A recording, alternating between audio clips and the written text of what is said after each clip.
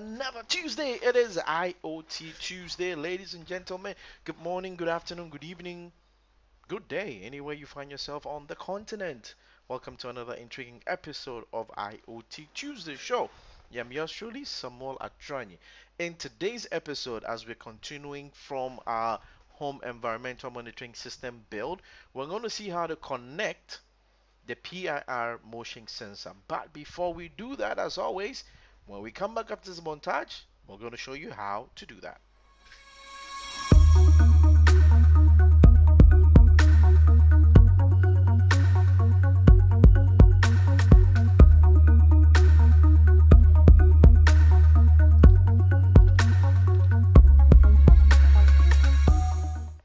Awesome! We're back.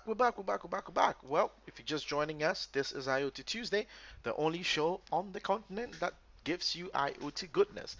Today, we'll be learning how to connect the PIR motion sensor to our home environmental monitoring system. Now, before we do that, as always, I need to give you what's happening in the world of IoT around. So, great news. So, Arduino just launched its new IoT dashboard with advanced features. Now, to show you just how that works, give me a sec. Let me bring this up. I'm going to show you a video right now of the new dashboard and what you can use it for. If you're familiar with Blink, it's quite similar, but allows you to control your devices, allows you to create dashboards easily and quickly right within the Arduino dashboard. So let's check this out.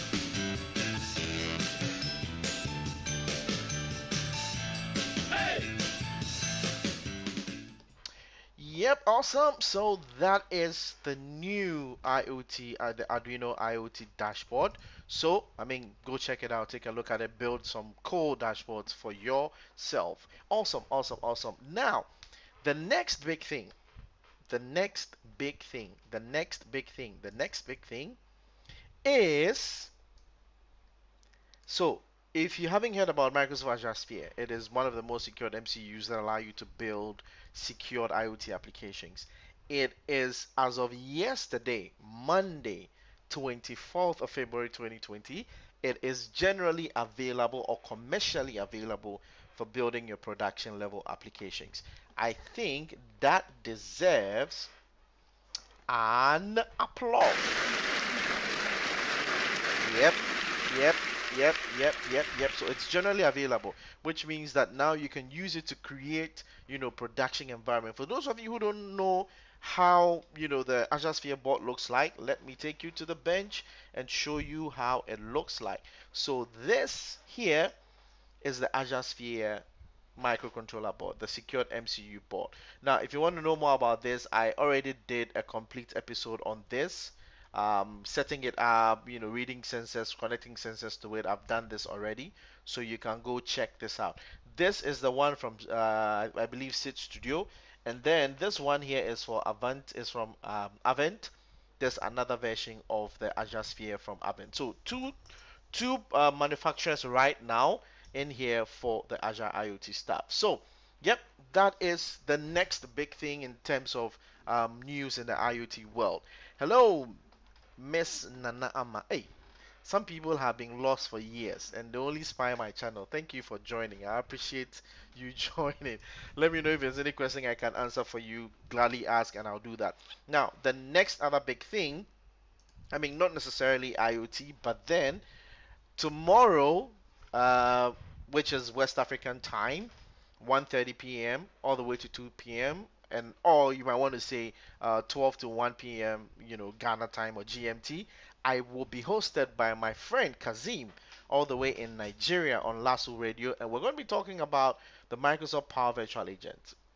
What it's all about, how to use it for business, how to grow your business with it, use cases. I'm just going to demystify it on the show. So make a date with me tomorrow for all my Nigerian friends, and those of you using tuning and the rest, you can catch us on that as well. Well, with all the news out of the way, what next? Let's just get right into it. So don't forget that this show is streaming on Facebook, it's streaming on YouTube, it's streaming on Twitter, it's streaming on Periscope, Mixer, Twitch, any of the channels you want to join us. Feel free, join.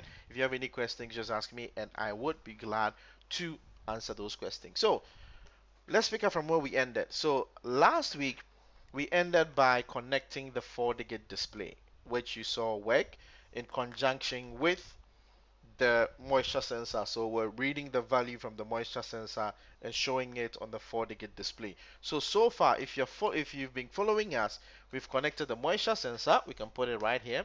We've connected the 4-digit display. Let's drop that here.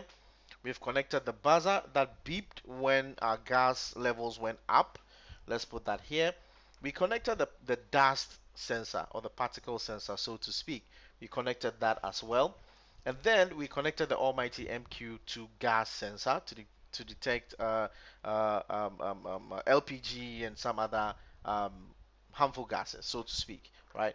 And then we've connected the temperature and humidity, high accuracy, and the regular DH, temperature, humidity sensors as well. We've connected these two.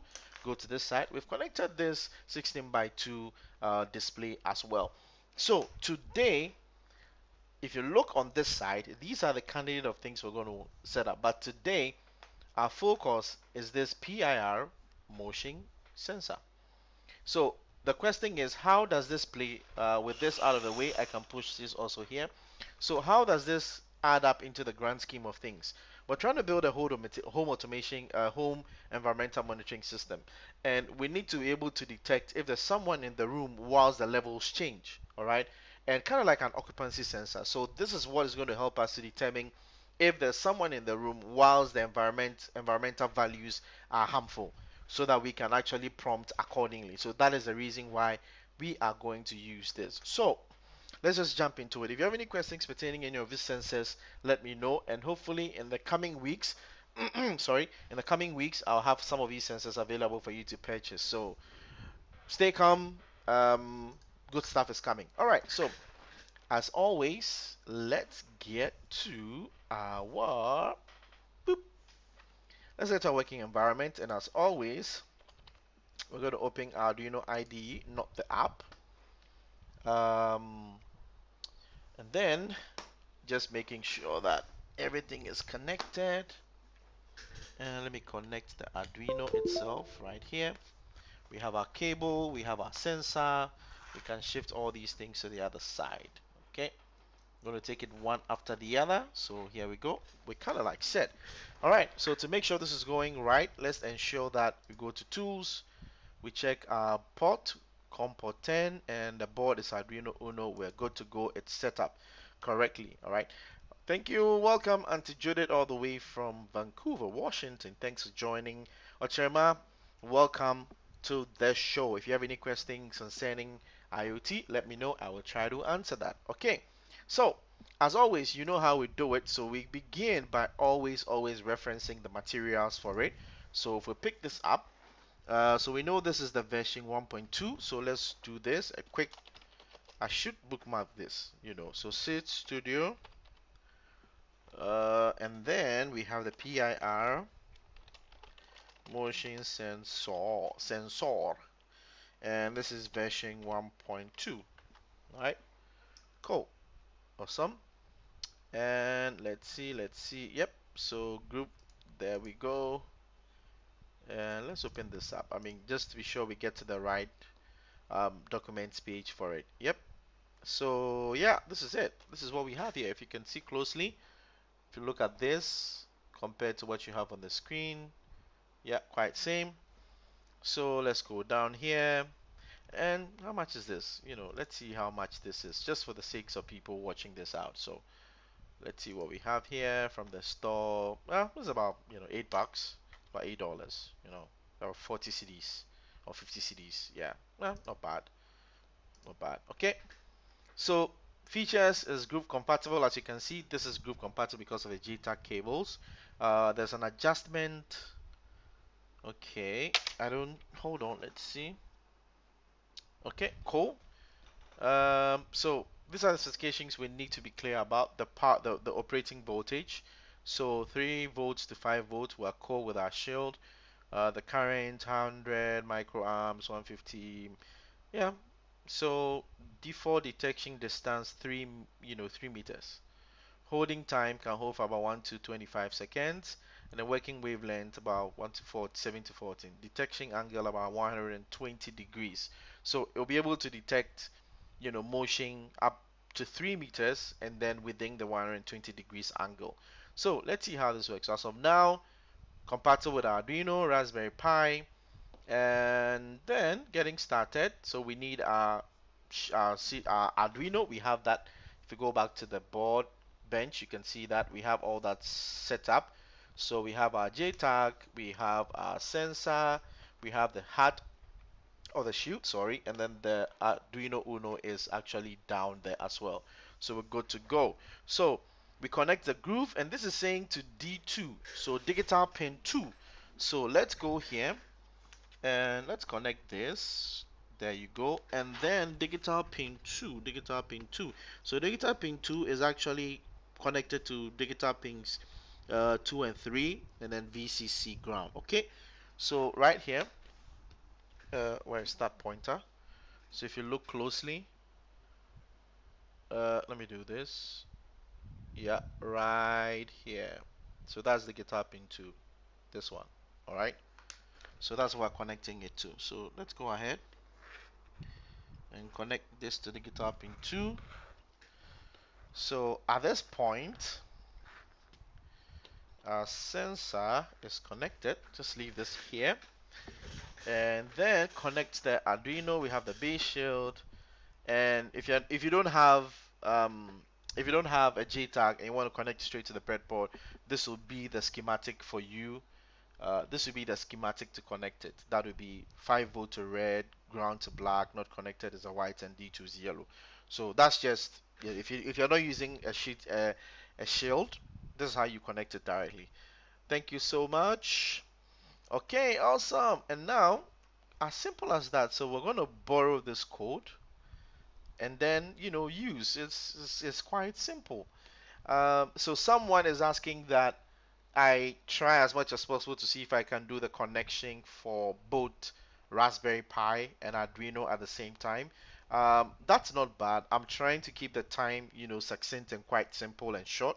So I might be able to do that in some of the episodes. But trust me, I can replicate the same thing on it in a different stream if you want to. One thing I want you to get straight from the beginning is that we are trying to build on the sensors we need for a home environmental monitoring system. This is just the sensor connection like stage. The next stage will be now communication. Now we've seen how to collect all this data. How do we send this data to a place where we can make meaning out of it? In this case, Microsoft Azure. And then how do we establish a connection between our boards and the cloud to send the data? We might at some point use the Azure IoT board just to get the data in there and all that. So that will be the second phase where we are doing data connectivity or communication. So some of these things will come into play, so bear with me. But if you need something specific, just reach out to me and I would answer those for you. So let's go ahead and then let's borrow this code. Let's come to our IDE right here. Let's create a new one.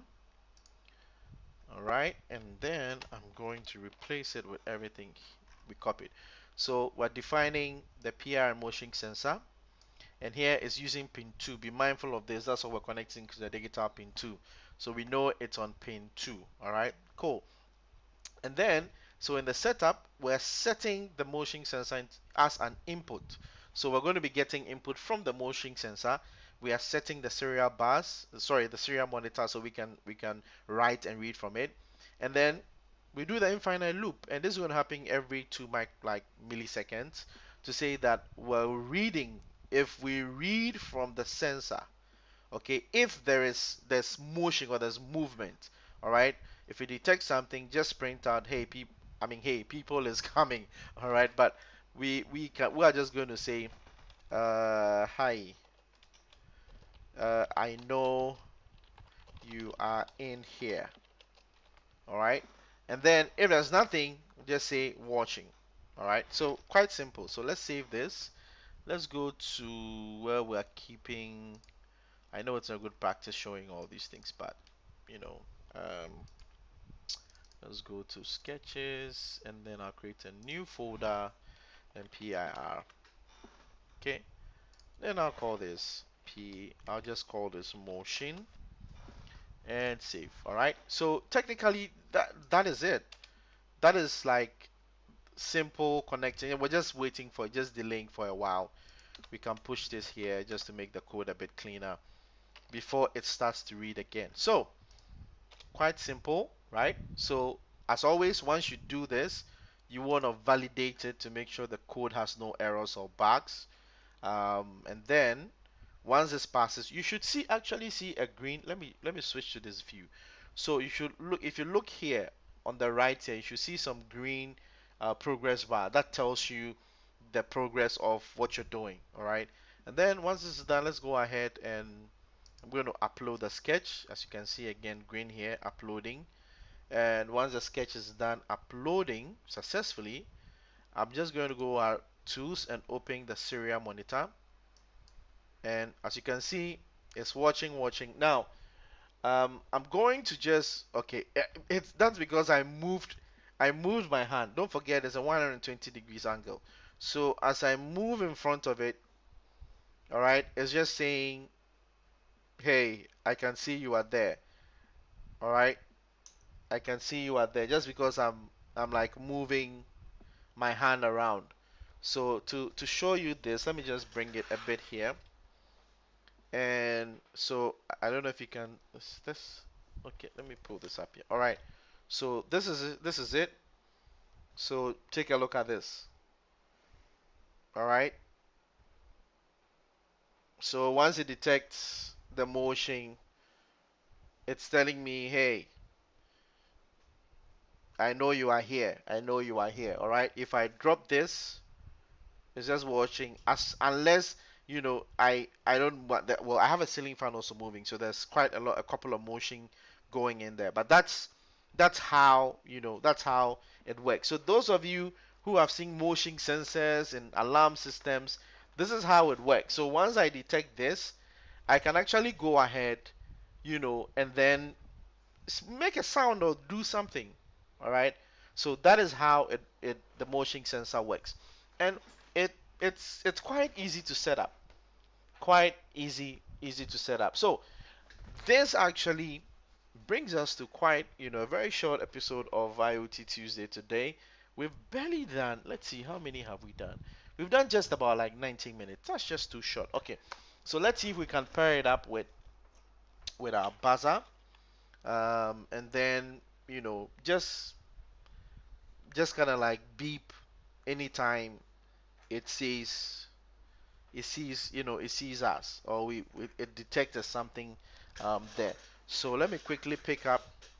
I'm just going back to the bench, and let's see. Okay, and let's do this. So I'm going to leave it running. I'm just going to leave it running here, and let's do this. Let's see.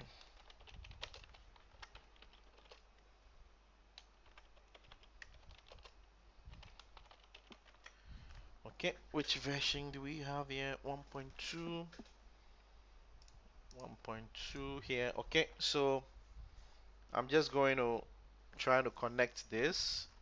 There we go. Cool. So let's go ahead and put this on D6, digital pin 6, right here. Okay, we have the guitar pin 6 here set up. And then, so this is just quite simple. So let's go back to Let's go back to our code. Let me bring this here and where is our okay, yep. So for now, I'm going to close the serial monitor for now. Okay. So to set up, um, as you know, to set up our how do you call it, our buzzer, which we've added, which we put on pin 6, I'm also going to go ahead and say, I have my caps lock on, so I'm going to say my pin mode is actually 6, and I'm setting this to an output. Okay, that's it. So I have something on digital pin 6 as an output. And then, so if it detects that there's someone here, all right, after it writes that, we're going to do digital write, all right, and then it's pin what, 6, and then we'll pull the voltage to high, okay, and then that makes a beep, okay, and that makes a beep, and we can decide to kind of like wait maybe for another, let me copy this. Let's just wait for like about, you know, just like close to a minute, you know, before we read again. Or, you know, let's just use 5. That's fine. And then if there's nothing, okay. So then let's see. Then if there's nothing, we can actually pull this low and then wait for a while. Well, let's just, yep, wait for a while. Okay, so let's save this and let's check. Let's make sure that without the previous if. No, so we have an if here. Okay, let's see. So let's do this. Okay, and I'm going to cut the whole of this and put it here. I like to be a bit decent, and then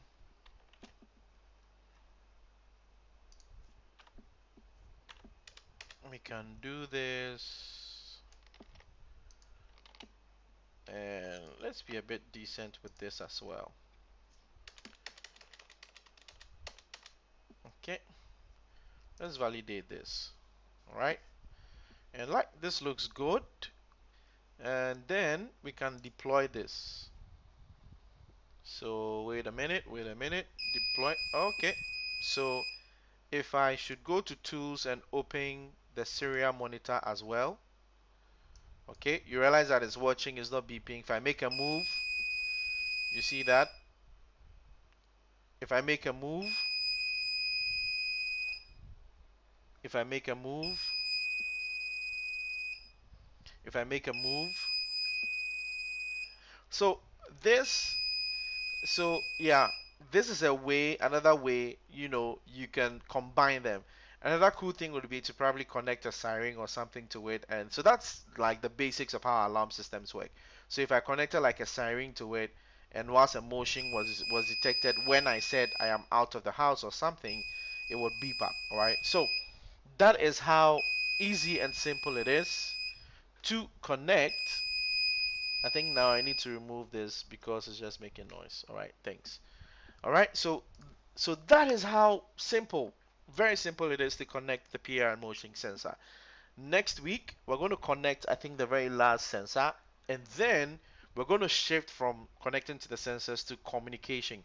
How do we communicate between the bots we're going to use, and then how do we communicate between, you know, data from the sensors we receive to the cloud or to areas where we want to store the data for future use? Well, this has been a quite a short session today. Remember, if you have any questions, send it to me at sadrani on any of my social media handles, and then I'll respond to that. So until we connect next week for another episode of IoT Tuesday, I'm yours truly, Samuel Adrani, and have a great evening.